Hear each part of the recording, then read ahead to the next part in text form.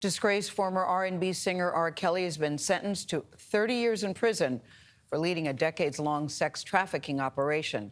Kelly appeared in federal court in Brooklyn yesterday, where survivors of his abuse gave very emotional accounts of their pain and their suffering over the years. National correspondent Jericka Duncan spoke with two of those survivors, and she has more on the sentencing and its impact. No amount of money or fame is enough to evade justice. That was the message from federal prosecutors after R. Kelly was sentenced to 3 decades behind bars following his conviction of sex trafficking charges last September.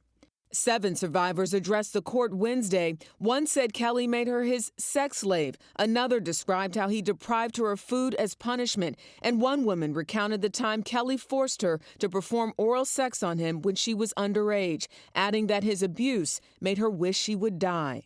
Kelly did not make eye contact with any of the survivors. Some demanded he do so as they read their impact statements. The 55-year-old has long denied the allegations against him. I didn't do this stuff. Including in this exchange with Gayle King in 2019. I gave out 30 years of my career. He never thought that his victims would ever dare to speak out against him. Attorney Gloria Allred represents several survivors of Kelly's alleged sexual abuse, including Javante Cunningham. She was friends with the late singer Aaliyah and testified that she witnessed Kelly in a sexual act with the young music star when Aaliyah was underage. Nobody ever listened. They said we were lying, we were making it up, we just wanted to be famous, we were looking for some money. You were quiet for so long, and now you're kind of like one of the voices of this group of women. Being silent afforded him the ability to do this over and over again. I had to speak for Aaliyah. I had to speak for those who were not strong enough to speak for themselves. And I had to speak for myself. We spoke to another survivor who testified who did not want to reveal her identity. She asked that we call her Sonia. Everything that happened to me there had made me feel like I was scum of the earth.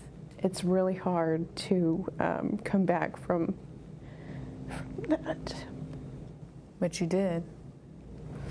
Trying.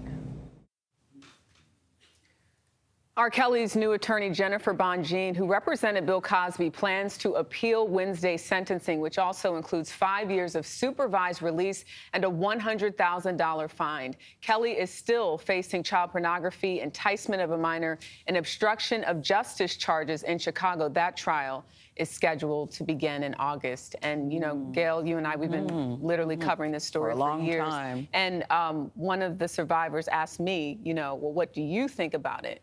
And I said it was so interesting to see how polarizing this has been, because there were people outside of the courthouse yelling and screaming in support of him and calling the women liars. Yeah, and he still has, despite the audio that was played in court, despite the video that was shared, and the testimony of 45 witnesses. Yeah, he still has a lot of support. And I reached out to a couple of survivors, too, because I know this can be very triggering. And they said, finally, they believe justice has been served and that they were heard and believed. Right. That's the thing, that they were believed. And they were all hoping that he would say something. Seems like a closing of the chapter of his career and hopefully some closure for the women. Jericka, thank you.